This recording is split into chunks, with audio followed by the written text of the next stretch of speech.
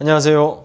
송한의원 백정흠 원장입니다. 건강검진에서 내 신장은 아무 이상이 없다고 했는데 왜 나를 보고 신어 하는지, 또 자율신경 실조증으로 힘들어 죽겠는데 왜 아픈 것이 아니고 약한 것이라고 신장기능 저하 신어라고 하는지 좀 이상하지 않나요? 찬찬히 살펴보시죠. 저도 믿는 구석이 있지 않겠습니까?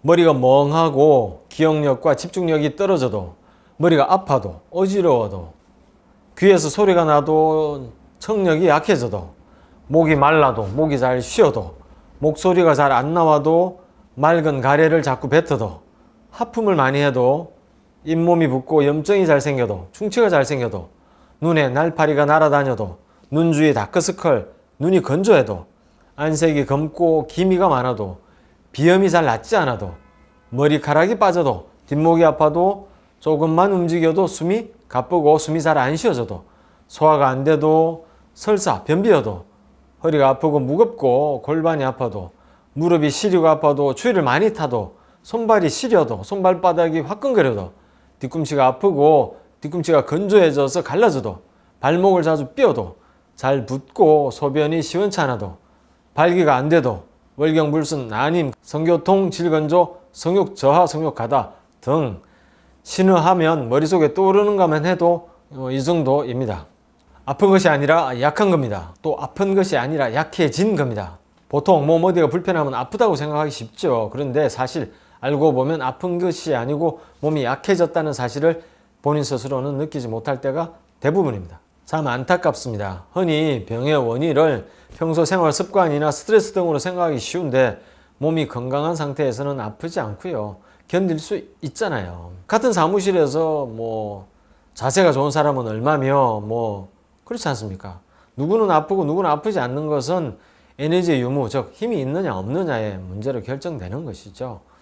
신장의 기능은 인체 근본 에너지 원기, 진기, 뿌리가 되는 근기 등으로 불리며 신간동기라고 하죠. 양쪽 신간 사이에 저장되는, 단전 부위에 저장되는 우리 몸의 배터리. 신장은 인체의 비뇨 생식기 계통 전체, 두개 콩팥, 부신, 자궁, 방광, 전립선, 외부 생식기 뿐만 아니라 뼈와 뼈를 둘러싸고 있는 골막, 근육이 부착되는 부위인 힘줄, 뼈와 뼈를 이어주는 인대, 허리, 머리카락, 귀, 침 등이 한의학에서는 신장 시스템이라고 합니다. 자율신경 실조증은 신어, 원기, 건기 부족이 원인일 때가 대부분입니다. 만성 난치성 질환은 신호로 인한 원기의 부족 해결이 우선되어야 할 때가 대부분이고요. 자율신경은 우리 몸의 항상성을 유지하는 아주 정교한 자동 제어 장치이죠. 자율신경 실조증은 그 잘 유지되던 항상성의 리듬이 깨진 것이 문제이고, 그 리듬이 깨진 진짜 이유, 근본 원인을 환자분들의 몸에서 찾아서 치료해야 합니다. 그런데 그것이 그리 어려운 일이 아니라는 거죠. 환자분들의 몸을 찬찬히 살펴보면 환자분들의 몸이 다 이야기해주고 있기 때문입니다. 네, 자율신경 실조증으로 힘들어하시는 증상들은 머리끝부터 발끝까지 정말 많은데요. 화면에서 보시는 바와 같은 이러한 증상들로 고생들 하시잖아요. 자, 하나씩 천천히 살펴보십시다. 전신 증상으로 만성 피로인데요. 신장은 생명활동의 원동력, 에센스, 엑기스, 그걸 정이라고 하죠. 신장에 저장되는 정을 저장하고 원기를 생산하는 곳입니다. 만성 피로 증후군은 그 자체가 그냥 신호입니다. 신장 기능이 약해지면 몸이 무겁고 무기력해지고 피로해지는 것은 너무나도 당연한 일입니다. 기운이 없고 쉽게 지치고 멍하니 집중하는데 어려움을 느끼게 됩니다. 신호는 선천적인 허약함, 노화, 과도한 성생활, 만성질환 등으로 인해 신장의 기능이 저하된 상태를 말합니다. 어릴 때부터 약골이었다는 분들이 대부분이죠. 아랫배 단전 부위에 힘이 하나도 없어서 척추뼈가 바로 물렁물렁 만져지고요. 심하면 윗배에서도 척추뼈가 만져지기도 합니다. 대부분 연세가 좀 있으신 분들이지만 젊은 축에서도 적지 않습니다. 신경계 증상으로 두통, 어지럼증, 뇌혼미, 인지기능 저하, 이명 등인데요. 뇌를 영양하는 건 신장이죠. 한의학에서는 뇌를 영양하는 걸 신장으로 생각합니다. 그러니까 뇌 척수가 이렇게 있으면 신장이 옆에서 탁 찔러서 뇌를 영양한다, 이렇게 생각하시면 됩니다. 신장은 뼈를 주관하고 골수를 생성하고 뇌와 통합니다. 신주, 골, 생골수, 통어, 뇌라고 합니다. 또한 뇌는 수의 바다, 아까 신장이 골수를 생성한다고 했지 않습니까? 그 골수의 바다가 뇌라고 생각했던 거죠, 옛날 사람들은. 여기서 수는 신장에서 생성되는 정에서 비롯된 물질로 뇌를 포함한 우리 몸의 핵심적인 부분을 채우고 영양을 공급하는 역할을 합니다. 신장의 정이 부족해져 뇌에 충분한 수가 공급되지 못하기 때문에 어지럽고 머리도 멍하고 뒷골도 아프고 귀에서 소리도 나고 기억력이 감퇴되는 것입니다. 또한 신장은 우리 하트, 심장에 물수, 수기운, 음의 기운을 공급하고 심장은 불이죠. 신장 콩팥에 화, 불기운을 공급합니다. 이것을 심신상교, 심장과 신장 콩팥이 서로 소통한다, 이런 뜻이 되겠습니다. 그런데 선천적인 기운의 부족, 장기간에 걸친 질병으로 인해서 허약해지고 신장 기능이 떨어지면 그 심장을 도와야 될 신수가 부족해져서 심화와 서로 교습하지 못하게 되고, 그래서 심화는 위로 홀로 뜨게 돼서 흔히 말하는 상열하한, 위는 뜨겁고 아래는 차가운 증상이 생기게 되는 것입니다. 신장의 수기운, 신수 부족으로 인한 심장의 화기운, 심화의 항진은 부교감신경의 기능 저하와 교감신경의 과도한 활성화와 유사하게 해석될 수 있습니다.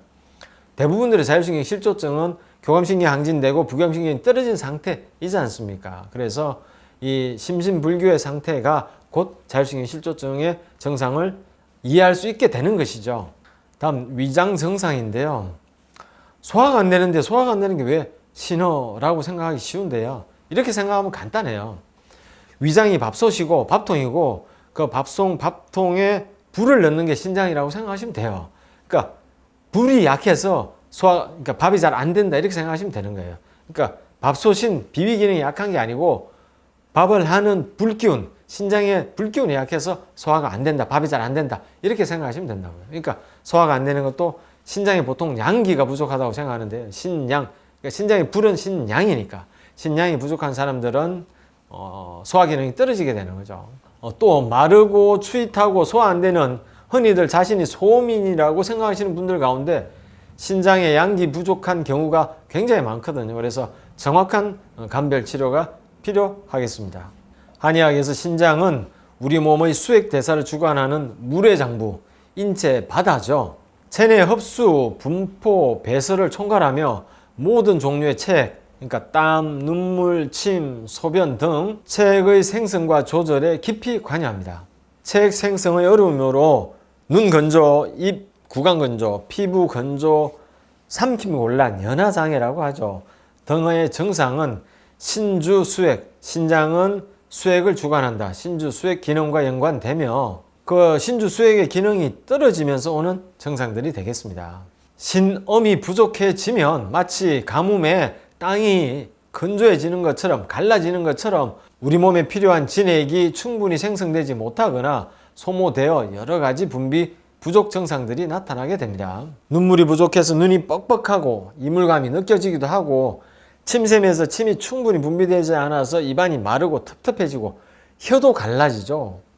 피부를 촉촉하게 유지하는 진액이 부족해서 피부 푸석푸석 건조해지죠. 목구멍과 식도를 윤활하는 역할인 침, 점액이 부족해서 음식물을 삼키기 어려워지는 연하장애, 삼킴곤란증이 생기게 됩니다. 연세 드시면 주로 이런 것들로 굉장히 고생하게 되지 않습니까? 이 모든 것들이 다 신장의 음기, 신허 때문에 유발되는 증상이라는 말이죠. 대표적인 증상이 쇼그렌 증후군, 면역체계가 눈물샘과 침샘을 공격하여 오는 자가 면역 질환인 쇼그렌 증후군으로 고생하시는 분들이 꽤 있지 않습니까? 신장의 음기를 도우는 치료를 하면 그렇게 어렵지 않게 치료가 잘 되는 질환 중에 하나입니다. 자율신경 실조증 환자분들이 호흡이 곤란하고 가슴이 답답한 분들이 되게 많은데요. 폐 기능 자체의 문제가 아니고 신장 기능 자체의 문제일 때가 꽤나 있습니다. 숨을 뱉어내는 호기, 뱉어내는 날숨은 폐가 하고요. 덜숨, 들이마시는 숨은 신장이 주관합니다. 그걸 신주납기라고 합니다. 신장은 기운을 들이는 걸 주관한다, 이런 뜻입니다. 신장 기능이 부족하면 들이마시는 숨이 짧아지고 숨이 헐떡거리게 되고 마른 기침을 자꾸 하게 되죠. 조금만 움직여도 숨이 차고 식은땀까지 나고 목소리 힘도 없고 목이 잘 쉬고 심하면 목소리가 안 나오기도 하죠. 숨이 깊이 들어가지 않으니 몸에서는 산소를 더 요구하게 되고 더 숨을 가쁘게 쉬는 과호흡이 그래서 발생되는 것입니다. 과호흡이나 공황장애의 근본 원인은 신장의 기운, 신기 부족이 근본 원인일 때가 상당히 많습니다. 눈은 기본적으로 간과 연계되는 기관이죠. 하지만 신장도 많이 관계합니다.